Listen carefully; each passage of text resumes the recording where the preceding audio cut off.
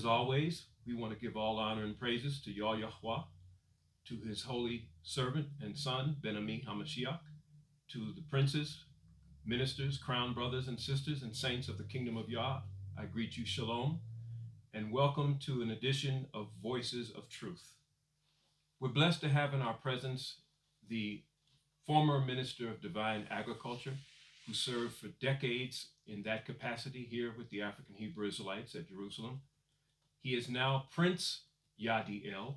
He's been elevated as a member of the Holy Council, and a well-deserved elevation at that. He's one of the scholars in our midst, a brother of great integrity and dedication to the service of the community and the kingdom and the world at large.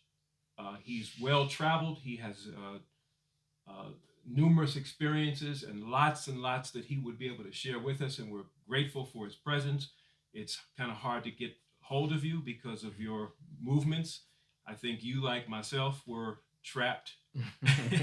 and that terminology, trapped, is one that, you know, it's almost like having been thrown in a briar patch. You know, you were in Westwood in Eden, you were in Ghana, and I was in South Africa. So we were in different portions of the great Edenic lands. And so, you know, this recent unfolding of this global pandemic trapped us in those areas, but naturally we were where we needed to be, and we continued our service.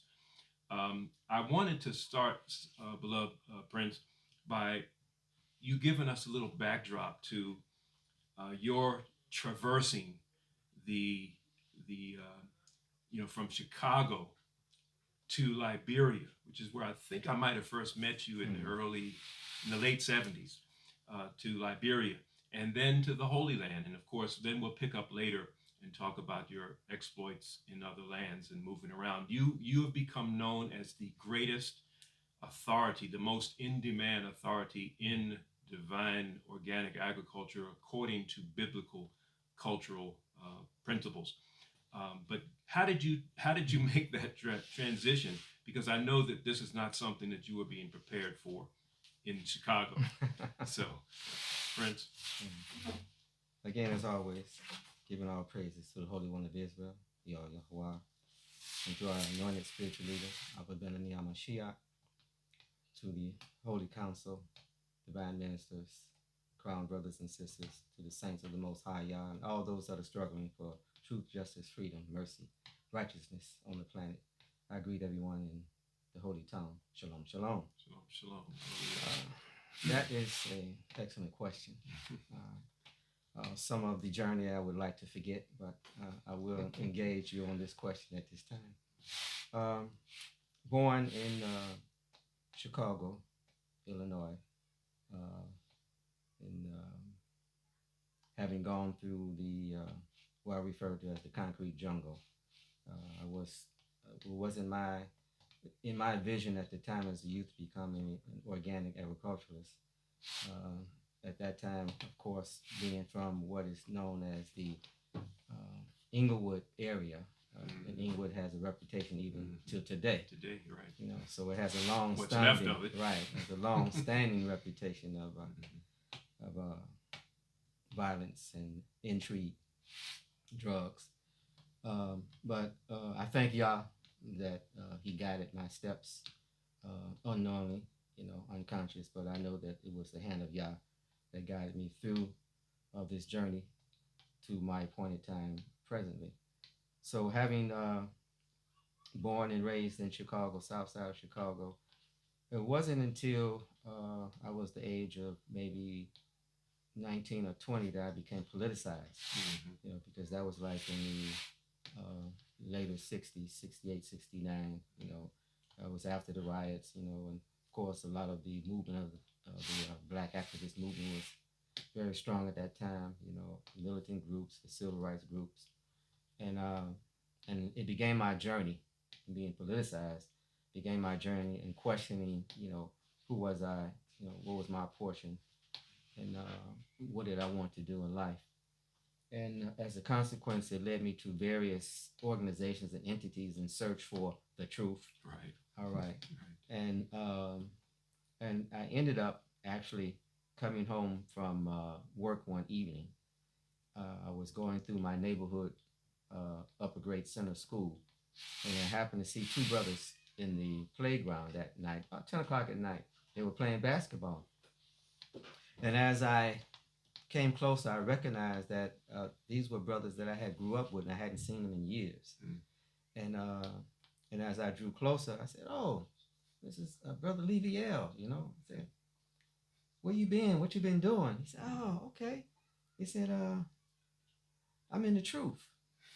I said, "The truth?" He said, "Yeah, the truth." He said, "What you been doing, brother?" I said, "Well, I'm a Pan-African nationalist. I'm about going back to Africa and uniting the United States of Africa." I said, "What is this truth you talking about?" I said, "You don't know about the truth?" I said, "No, I don't know about the truth." He said, "Well, black people in America, they the original Hebrew Israelites of the Bible." And when he said Bible, I shut up. I said, "I don't want to talk about the Bible." I said, "Don't mention anything about the Bible to me. I'm a Pan-African nationalist. I'm not into that." Right. So diplomatically, he drew back. And to make a long story short, right, eventually he drew me in to a class one afternoon, right? And what drew my attention was the fact that he said, "Listen, you need to come over and listen to this lecture.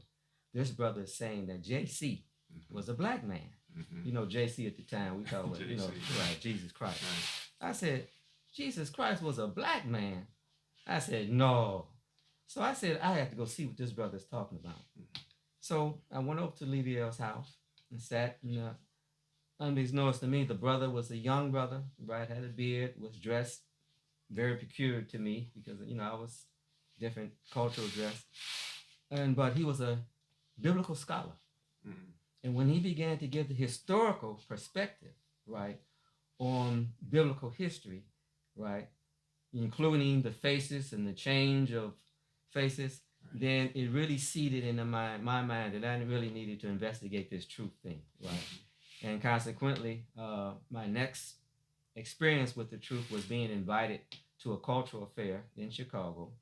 I was a Congo player at the time with my brother Liviel. Okay. And as we were approaching the venue, I happened to notice these brothers and sisters that were dressed like they had just come out of ancient times, brothers with turbans and long robes and sisters with long dresses and turbans. And I said, "Liviel, who are these brothers and sisters?" He said, "These are Hebrews." I said, "Hebrews?" He said, "Yeah, Hebrews." I said, "Okay." So we went in and mingled. And consequently, we did our presentation. And afterwards, we met one of the elders.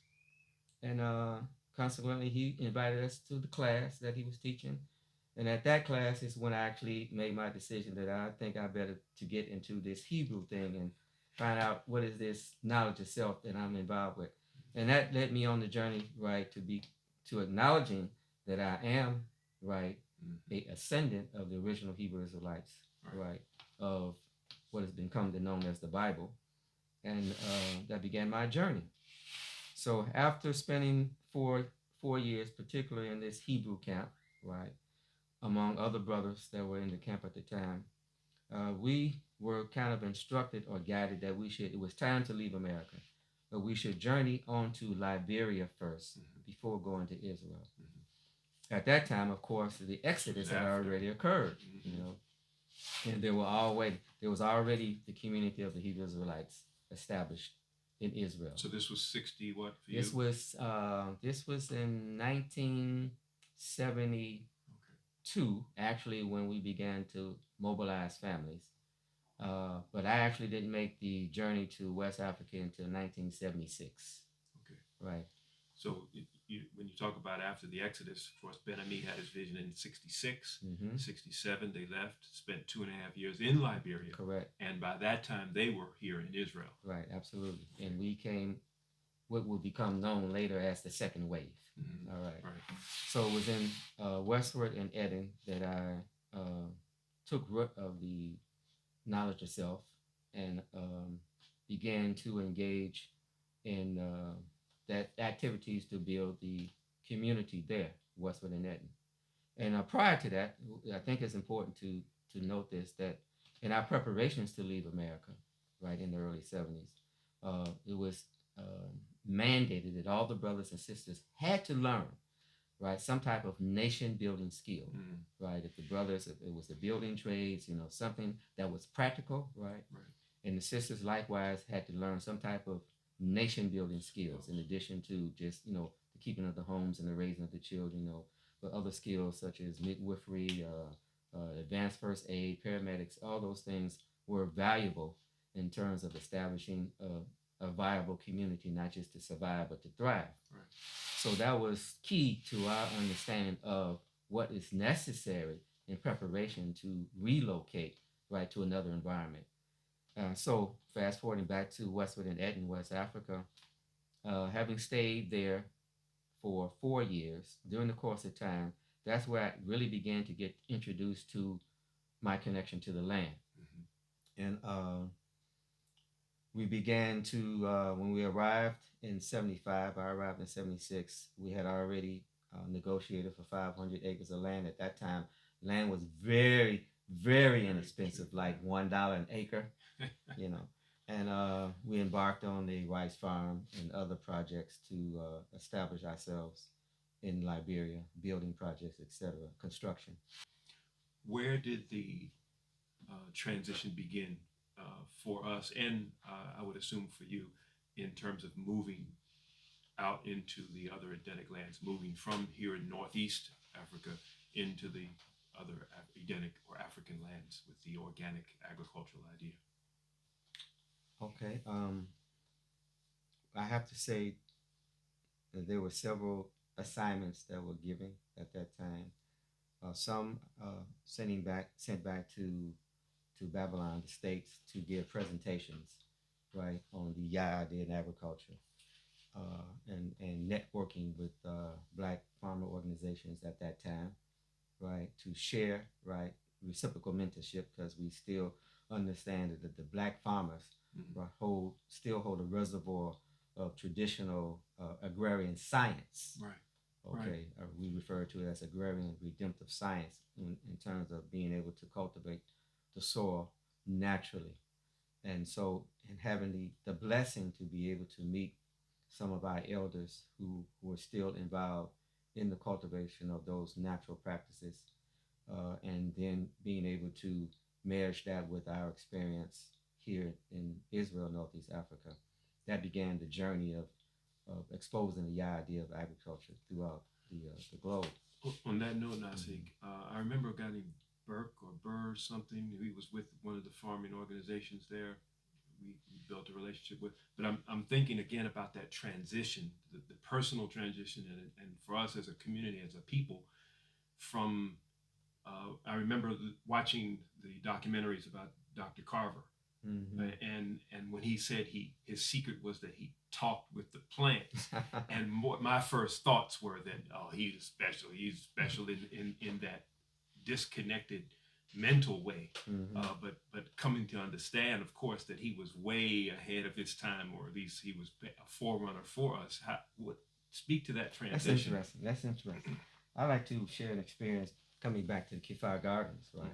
One evening I was watering the gardens. Right? It was in the evening time. It was watering corn. And I didn't hear Nasi Eliav come up behind me, because, Nasi Eliav walks very slow, very quietly.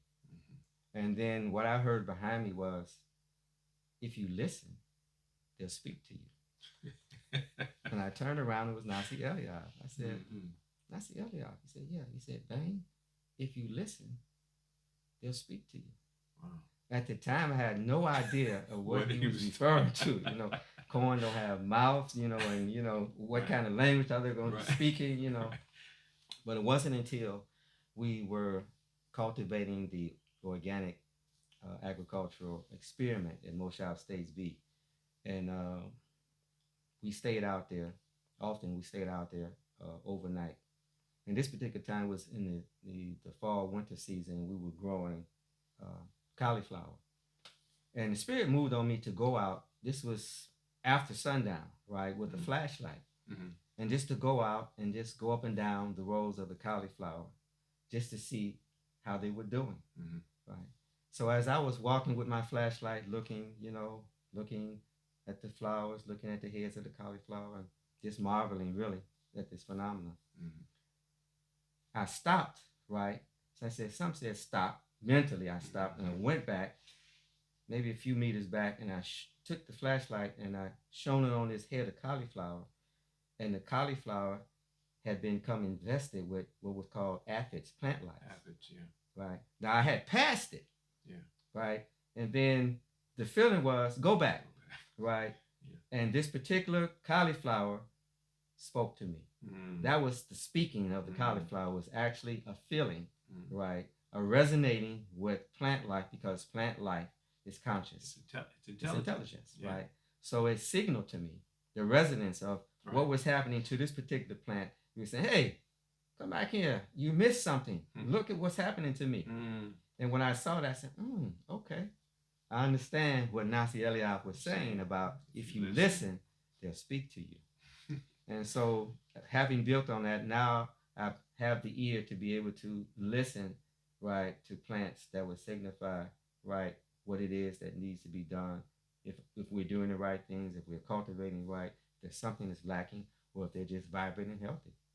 But it's all about a resonance, a vibration, that if you're in tune with it, right, you can hear it. Right. This is something that all of the traditional healers, whether they're called witch doctors or medicine men or sangomas or whatever, they will talk about how when they go out into the fields and looking for certain things to assist someone, and of course they're sworn to a certain silence. They will not share their secrets unless it's a very, very close mentoring that they know that they're engaged in. But they will testify that certain plants will literally stand up and beckon to them and say, hey, take me. This is, get me. And so that is a science. That is a level of communication and a very, very intimate kind of thing. And of course, it speaks again to the mindset that we, coming out of the captivity, had or didn't have about that relationship with the land, with the soil, it was dirt, right? And then I also want you to mention about, when you look at when you talk about the Kafar Gardens, it wasn't like this was some land that was easily turned over and made to produce. It was hard packed, soil, not desert. We live in what they like to call a desert, but it's soil. But it wasn't like it was there waiting just to drop a seed in. You had to work this. And we had to work it. The elders instructed us to take, it was a clay soil, which meant that it gets hard when it's dry and it becomes like mud when it's wet. And we were instructed by the elders at that time that we should take all of our garbage, vegetable waste, and to bury it right under the soil and let it decompose. Of course, that was our first lesson in composting, right? And it was through our own vegetable composting that we actually restored or created a soil that was capable of supporting the type of vegetation that grew in that soil and fed us out of the gardens at that time. But I'd like to go back to the point about, the witch doctors the what I refer to as agrarian science. Right. And ancient wisdom, contemporary language, or the language of science today. We find that it has now been determined that the DNA, right, whether it be plant, animal, human, right, is more than a messenger for genetic codes and messages to reconstruct protein and the bodies of animals, plants, people. But it also serves another, because only 2% of the DNA has actually been identified to perform that type of function. But the other percentage, right, there are other percentages of DNA that act as reservoirs, frequencies where you actually communicate, right, with other life entities, plants, animals, how animals can sense you, they can sense your fear, they can sense your mood, right? Well, smell and see you and hear you. Right, but they also can feel you. There's another energy that comes out. So when we look at the indigenous healers and indigenous farmers who have never lost the contact or have cultivated, have been cultivated that particular function in our bodies or in our minds. You know, this is what is being referred to that they actually do. We take one plant, wormwood, right, which we call Sheba here in Israel, wormwood in North America. There's wormwood in West Africa. There's wormwood in South Africa. It's global, right? But the same plant has the same function everywhere on the planet. Right. So the question is, how is it that somebody that's deep in the rural area, right, of West Africa, right, identifies this plant? It might have a different cultural name, but it has the same function in terms of its medicinal properties and how to use it, right? How is that same plant, right, identified, its use identified thousands of kilometers away, except that the plants, right, those that deal with the plants are receiving the same information, that the plant is actually relaying that information to that person. And that's indicative of how traditional, so-called traditional science, medicinal science, has been cultivated and continues to exist, all right, until the pharmaceuticals came to extract the active properties of the plant and make it a drug. All right, but the connection between Adam Adamah, man in the land, right, and plants as the intercessor between the land and the Adamic species, which is referred to erroneously as human beings, right, that plant connection is the connection that makes us alive with the land and the people. You said that we're erroneously identified as human beings. Correct us. We have to go back to the African indigenous language of Hebrew, because Hebrew is an indigenous African language, Northeast African language. And so when we look at the scriptures, the writings, all right, I'll refrain from using Bible, all right, the writings of the Hebrew Israelites, and we find that in the book of Genesis, Bereshit, which means in a beginning, we find the notation where it says, in English it says, God created man from the dust of the earth. Right. And as we know, that is a mistranslation of the Hebrew scripture, which in Hebrew it says, Yahu Yitzir Adam Afar Min Ha'adamah. So the correct translation into the English language should have been, Yah created man, Adam, from the minerals of the soil. So the word Afar, right, was mistranslated as dust. Okay. Which can be a nuisance. Right. So when we look at the correct translation, that man was created from the minerals of the soil, then we have a direct understanding of the biological connection of who we are, sourced from the soil, and that's proven in science, that we are iron, calcium, phosphorus, you know, all of the minerals that make up the Adamic body. Adam, Adamah. Adamah is the Hebrew word for soil or land. Adam is the Hebrew word for man. All right. So in Hebrew, the root of both of those words are the same. Adam, Adamah. Adamah is the feminine syntax of the word, which means that man was born from the womb of the earth. All right. And the source of our creation are the minerals. So minerals that are found in the Adamic body, right, are found in Adamah. Okay. All right. And so the other reference... we are Adamic beings. We are Adamic beings. We are the Adamic species. And the third root of that same word, dam, which is blood, right, which in Hebrew, the blood is the life of the flesh. And again, it's scientifically proven that the quality of the blood determines the quality of our life. Right. And the blood quality is determined by the minerals that are in the soil that are extracted by the plants that we consume based on the vegan diet. So there's a lot of doors and connections that go into that. And the creation is intelligent, and that's the disconnect that exists in our upbringing that had to be restored. And so you're going forth not just from Jerusalem, not just to show people how to work with the soil or the techniques and the composting, etc., but there's another whole understanding that you're bringing as well in this project, I would imagine. Definitely. Again, we have to go back to the Hebrew language, and we have to go back to the, again, Bereshit, all right, in the beginning, or the Genesis creative process, we refer to it as. And when we look at the the second chapter of Genesis and the 15th verse, it says again in English, it says, and the man that Yah created, he put him in the garden eastward in Eden to till it and to keep it. All right. So again, there was another mistranslation, right? In the word to till and to keep, it was la'abed, all right, and lishmor. In the word la'abed, you have la'abo, which means to work, all right, avodah, all right, which is work.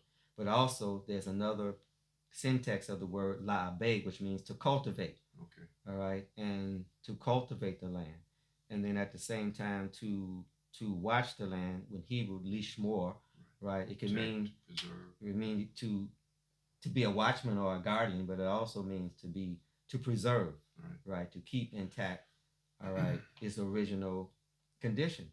So what we find, the external idea that we can extract from that particular reference, right, Raon Haniskit, the eternal idea, which the intention or the intent of that to be conveyed is that we were mandated to be the stewards of the earth, right? It wasn't just a garden, right, in a particular place, but it's referencing that the planet is the Garden of Eden, Gan Eden, and that we were given the commission, right, to be the stewards of the earth, the guardians of the earth, right, and having the Yah mind at that time, right, to be able to intuit how to protect the water, to keep it pure, to keep the soil pure, keep the air pure. So there was no misunderstanding of what our relationship to the land would be.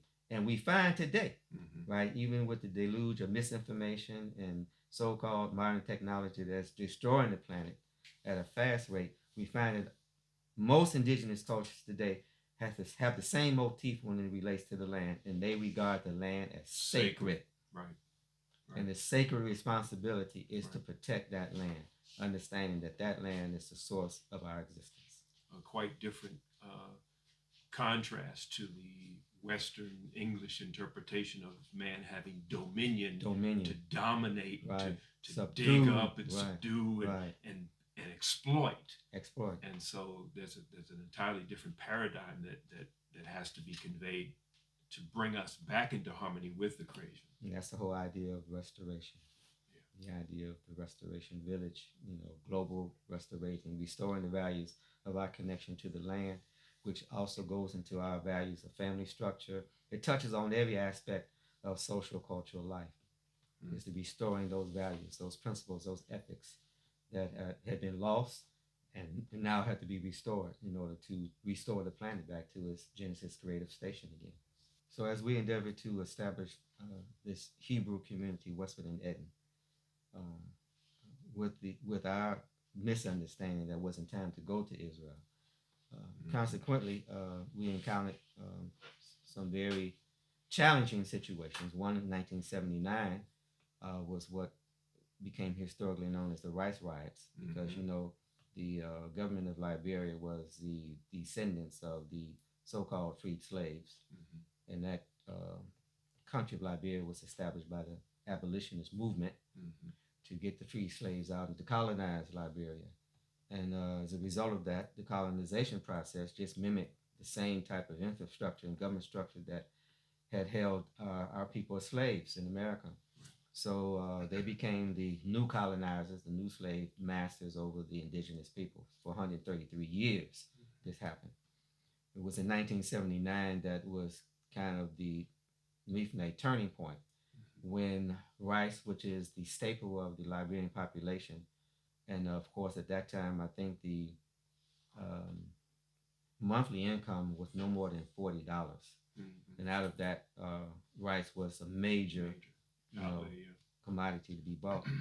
And so when the president of Liberia, all right, at the time, decided to raise the price of rice, right, and he was a major importer and exporter of rice, it created such a stir that the people, right, they rioted. All right, and there had never been any incidents of violence or rioting throughout the 133 years of the history of that government over the people. And in fact, in my years that I was in Liberia, right, you never even seen any type of physical altercations between Liberian people. I mean, it was a lot of palaver, as you would call it, back and forth, you know, but in terms of actually attacking one another, violence, that didn't exist. But in 1979, that was the turning point, and the people rioted. Actually, they actually rioted, went into the stores at that time in Monrovia, the capital, began to loot the Lebanese stores and all of the establishments. And that was the turning point. Then the government became very oppressive, repressive, began to jail the student activists that were behind the change of the government. And then in 1980, right, this went on for a year. 1980, of course, there was the overthrow of the government. Right. And that was the backdrop for my exodus up to the Holy Land, which in 1980, the coup was April 14th, 1980, and I arrived in the Israel Holy Land in May of 1980. Weren't the rice riots externally manipulated, and one of the first examples of using food as a weapon, because there was white rice being imported and actually donated to Liberia from America particularly, and then when they got them hooked on it, then they began to raise the prices, and they really fomented or created that dissent. Absolutely, that was the scenario that was created. Food was used as a weapon then, as it is now, and the Liberian grown rice, which of course is the traditional, more nutritional variety of rice, began to be pushed out of the market. Mm-hmm. So it was harder and harder to find the indigenous rice and the pusaba rice, all right, which is the imported rice, or the white grain, short grain rice, nutritionally deficit rice began to flood the markets. And of course, the president was a major importer. Mm-hmm. And so to control the market and then to inflate the prices, that was the turning point. People at that time had been fed up. And all of the 133 years of repressed anger, frustration, and mistreatment came out. And that began the overthrow of the government, really in 1979, and it culminated in 1980. And of course, I was in and out of there the last couple of years, and my first son was born in Liberia during that upheaval. Right. But on arrival in Israel, was it then that you realized your this connection with the land, and you dove into divine organic agriculture? What was the next phase? Interesting question. Again, I have to say, Yah is guiding my steps. Upon arriving in Israel, I was a builder. I was actually a construction engineer and mechanical technician. That was really my trade before coming into the land and going into West Africa. So when I came home, right, I was introduced to the Ministry of Divine Building and Maintenance, and that actually became my assignment, all right, because that's what I was accustomed to doing. Right. But at the same time, we had just recently acquired the Kfar, because it was in 1980. In fact, prior to actually moving into the Kfar, I arrived in Israel. Mm-hmm. And we were still in the Shikun, right, which is where the majority of the saints stayed at that time. And we were given the mandate, the vision by the Holy Father, to reconstruct, restore, right, a vandalized absorption center. Slated for demolition. In fact, it looked like Lebanon, like it had been bombed out. Right. And just to show you the vision of the Holy Father, right, as he took a group of the builders and engineers to tour the site, right, and as we were going through the bush and the burned out and dilapidated buildings, and he was pointing out that, see, this is what's going to be the house of life, and don't you see over here, this is the sports and recreation, and see how the house is going to be looking. And of course, with my optic vision, we trying to figure out, okay, we'll make it happen. Right. So the miracle was done. We accomplished the goal of refurbishing the houses and continue to do that. So at that particular time, there was a lot of land areas surrounding the houses. Mm-hmm. And so it was the elders of the community, right? Nasi Rakamin, Nasi Eliezer, right? Imam Nafshi. And they had engaged in beginning to cultivate gardens, which I think became Elia at 4 in the morning. right. Began to cultivate these gardens to produce vegetables for our consumption, and I was really intrigued with what was happening, so I began to assist and really began to rise in love with it. And at that time, our beloved brother Tua Yehuda, right, was also actively involved. So we kind of became engaged, right, as brothers to be mentored by the elders on how to grow collard greens and the things that we ate, the vegetables that we ate at that time. And it was one morning that Nasi Eliezer, who was the elder priest, came by and he looked at me and he's from the Mississippi Delta, right? So he still had that language and that demeanor, right? But he said, come here, boy, I want to show you something. He said, come in, follow me. So I'm following. I said, okay, I walked over to his house in Kifar and he sat me down on the bed, right? And he said, sit down, boy, sit down. I'll show you something. And he went to his bookshelf, right? And he brought this book off. And it was thick book. And he put it in my hands and he looked me in the eyes, right? And he kind of teared up and he said, you're going to do something with this book. And when I looked at the cover, it was an encyclopedia of organic gardening. Wow. Now, I didn't understand at the time what he was trying to convey to me. Right. But as I began to get more and more involved in the land connection, soil, Adam Adama, as we say in Hebrew, then I began to realize that this is something that I resonated with. And as the years turned out, and I look back on that momentous experience with the elder priest, I definitely see it that it was an anointing. He anointed me with that at that time. And consequently, it played out as it is today. I'm just thinking back. We arrived at about the same time. We had some of the similar experiences. Of course, that's a little different. He was giving me something different down there in the meat lot. It was organic, but it wasn't. Some of my fondest memories of Nasik Eliezer were buying a kilo of black-eyed peas and dropping them off to him in the morning, and I would go to work, and I'd get back for lunch, and he would have cooked a pot of peas with some of those collards and cornbread, and that was lunch. That's Nasik Eliezer. Yeah. Right. So hallelujah. So as you evolved, as you elevated in the kingdom, I know that you were crown brother for a season, and then when did the mandate come to be the minister of divine agriculture? As this journey continued in developing what became known as the Kifar Gardens, because at that time we didn't have any access to any large areas of land to cultivate on the basis of farming. But I think that the turning point was that we had a major harvest, right, of the Kifar Gardens of greens, right, that had been planted. And of course, I think it was 100 kilos. And that was a lot of greens at the time from the little land that we had. And we put them in the Kanut Haham, the nation's store. And it's right shortly after that, right, that we were invited, right, to Beninese house.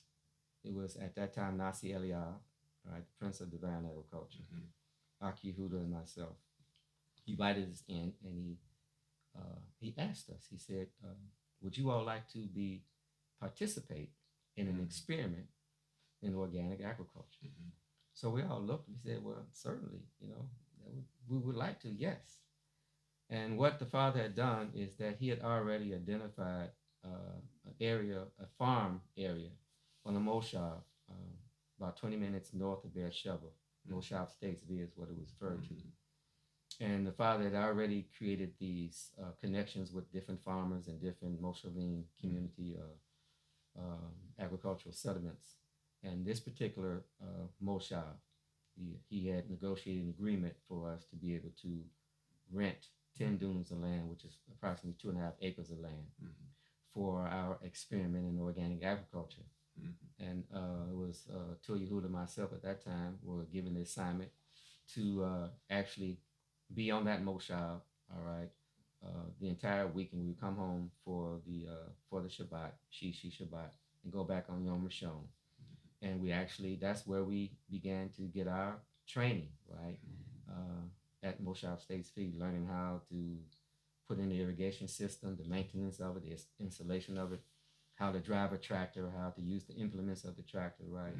The whole idea of cultivating large tracts of land. To us, there was a large tract of land, 2.5 acres at that time. And that's where we got our initial training. And our first crop, I have to say that was, we had the first crop that we planted was squash. Squash. Right. And unbeknownst to us, we didn't know that it was a prolific crop. Yeah. And I think at that time we grew almost 4 metric tons of squash. And we brought it in by the truckloads to the community, and we stored it on everybody's Maripacific back porches. Right. And the Divine Jerusalem Sisterhood were very, very creative with this, with the dishes, the squash pies. Sisterhood Day that year was, everyone had to create a meal based on the squash. Right, organically grown squash. And I remember a sister came to me and said, I want you to taste this, you know. It was pie. When I looked at it, I said, okay. I tasted it, you know. I said, this is good apple pie. She said, nope, this is squash. I said, So it was, the sisterhood was very creative, you know. And needless to say, that that was a summer crop. And that winter, that following winter going to the spring, where there was a number of sisters that had conceived during the squash season, right? A number of sisters that delivered twins. And we had a lot of prolific birthing at that time. And when we look at the profile, the nutritional profile of squash, being in the cucurbit family, which is the pumpkins and the watermelons, right? That the signature of that particular family of vegetables is that it directly resonates with the reproductive systems, which is why pumpkin seeds for zinc for men, etc. And, you know, the squash. So we can see that the testimony of consuming that much squash in a particular season really impacted. What year was this? This was had to be 1986, 87. My twins were born in 88. There you go. Squash it to me, babies. 88. Right. Wow. Wow. Interesting. I recall filling up one of these whole units that hadn't been built yet. Was the whole floor was used to store some of the items that were coming from the farm in those days. And I remember when we had our equivalent of National Farm Days. I remember going and seeing that was large. That was vast to me, you know. But the pride of knowing that this was ours, you know. And it's a testimony to Ben-Ami's vision that he had already prepared that way before even presenting it to you. Absolutely. So we mentored, we learned, and from the 2.5 acres to 10 dunums of land, we stretched out to 20 dunums of land on the same Moshav. And from the time that we began our cultivation cycles there, say 1986, until we actually ended the cultivation cycle there of 2004, we can honestly say that we grew over 800 metric tons of organic produce. That's a lot of food, you know. Kilos is what, 2.2 pounds in a kilo, and we're talking about that's over 1 million+ pounds of food. And the majority of that food was consumed by the community. Right. Okay. And that was the beginning of beginnings. The journey that cultivated me into where I'm at now actually was we had arrived at the point where we had become mixoid professionals in terms of knowing how to grow the crops, the seasons that they're growing. All this is organic production, you know, how to deal with the insects and disease controls through organic methods. And we had arrived at the point where it was seen by our visionary, Albert Ben-Ami, that we can now take the idea of agriculture outside of the state of Israel and into the Edenic lands. And that began my journey.